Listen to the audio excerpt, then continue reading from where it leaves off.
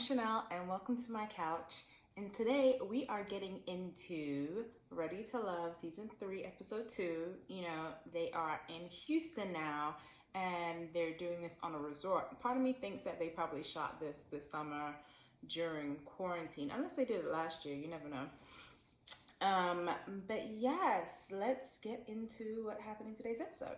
So everyone starts coming in and they're doing their light introductions and whatnot.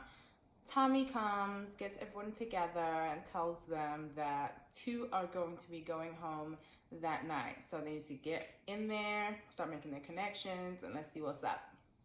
So I'm just gonna go over the things that really stuck out to me. It's the easiest way to do this, right? So we have Rashid. Now, Rashid is a light-skinned brother with a bald head. He tried to have a conversation with Denise, and she's that 5'10" chick, the dark-skinned chick with the hat on the white dress. She's very forceful in her demeanor. But I guess she was not impressed by Rashid, and she just kind of gave him a cold shoulder. He still tried to be very gentlemanly to her, but he just came off as too cocky for her. And I think he was just trying to be playful, but she wasn't feeling it. And so she just seemed very dismissive towards him, which I thought was not cute, but what can you say? That's how some people are. Then we had Naya and Chris, and you know, they got a nice little connection going. She was first attracted to his swag. He's like one of those he's a DJ, I believe. He's one of those dark-skinned brothers, real skinny, but has all those muscles. But he had on this fuchsia pink suit and no shirt. So he was killing the game with that deep chocolate chest and the suit. That was a bold move and it rocked. Like, he really worked it. It was really dope. But they had like this nice little spiritual connection. They went and like stood in the grass and was grounding themselves with the earth. And I thought that was really cute. I thought it was a beautiful moment for the two of them. Then we had Simone. And Miss Simone, she just looked so trashy in that peach extra tight dress and with the pins going across. Homegirl was really feeling herself. Like, she is a lawyer, but really comes across to me as though she's not smart. It just is this weird thing. It's like, I don't know if it's the way she spoke, but it it seemed to lack intelligence. And I don't know, you know, some women have the voice that they use when they're talking to men that they think is cute.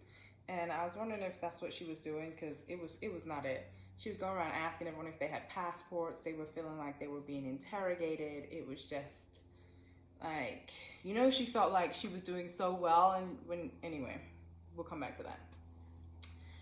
Then we had Adriana. Now, Adriana is this beautiful chocolate girl. She's 5'11", so I'm assuming she was a model at some point.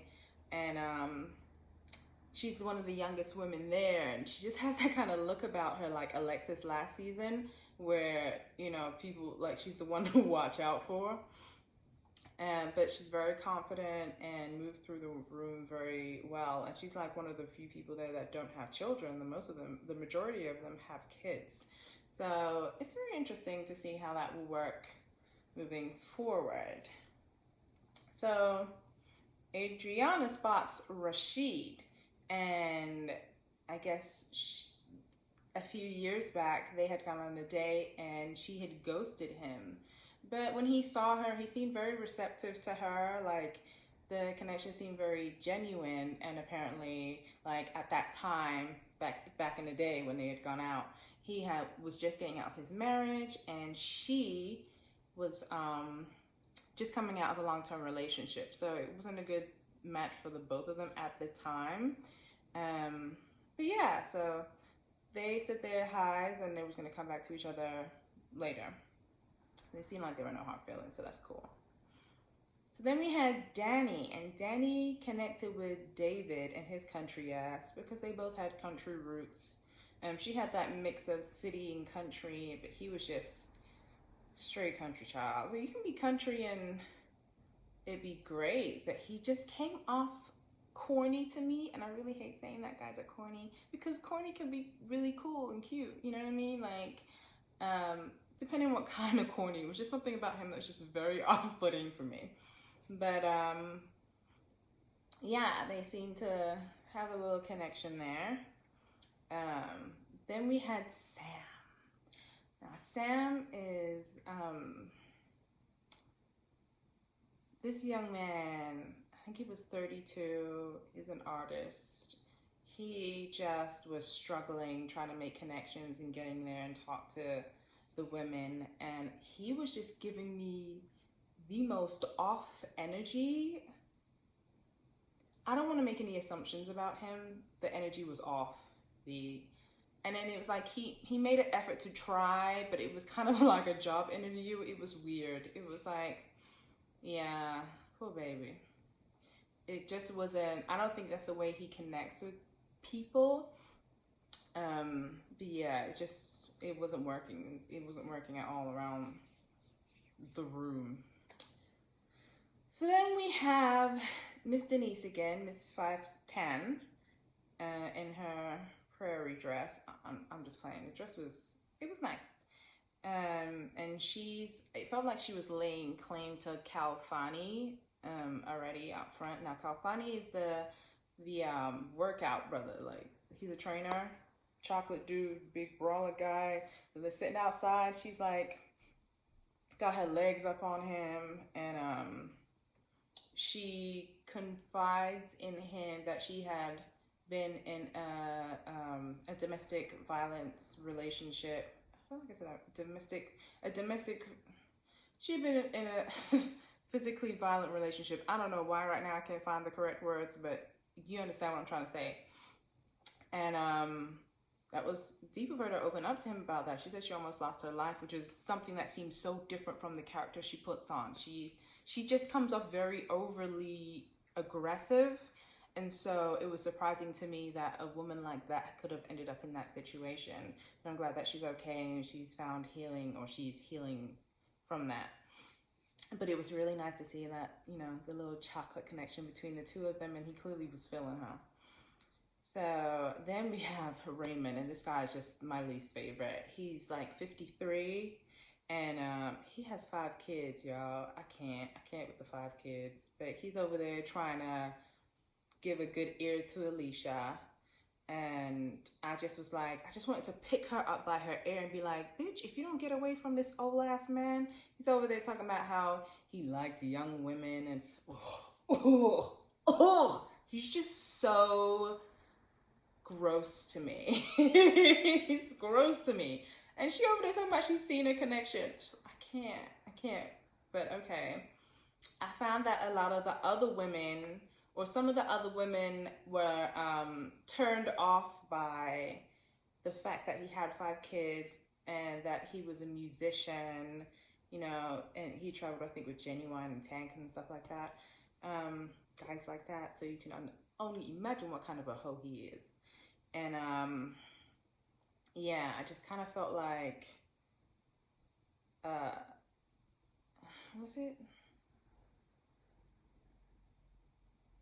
Oh no, at this time he was talking to Alicia, but I just felt like, yeah, he's a bit much. But for Alicia, maybe he's great. Alicia is,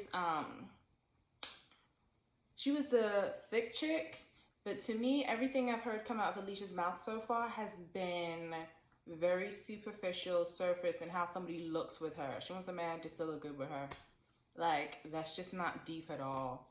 And Raymond claims he wants something serious. I find it hard to believe, but that's what he claims. But I feel like maybe, you know, since she's superficial like that, maybe they'll be a good match. So then we see Adriana, the young girl, back to the young girl, you know, connecting with him and whatnot. And it's weird, she doesn't have any kids at all. He has 5. But anyway, they get interrupted by bald-headed light-skinned guy, Rashid, again. And, you know, he wants to talk to her about, you know, what was going on with him at the time when they first went out years ago. And past his divorce, he was really concerned about his son and just focusing on how he was doing and dealing with things, and her, coming out of that past relationship, but he seemed really eager to have a second chance with her and see what they could spark up again in the situation. It's like, yeah, I got a second chance at it and to get at her. So we'll see how that plays out. That should be interesting. So then it comes down to who likes who. Tommy goes around the room, sees who's on top, who's not doing so well. So I just picked up the people who weren't doing so well.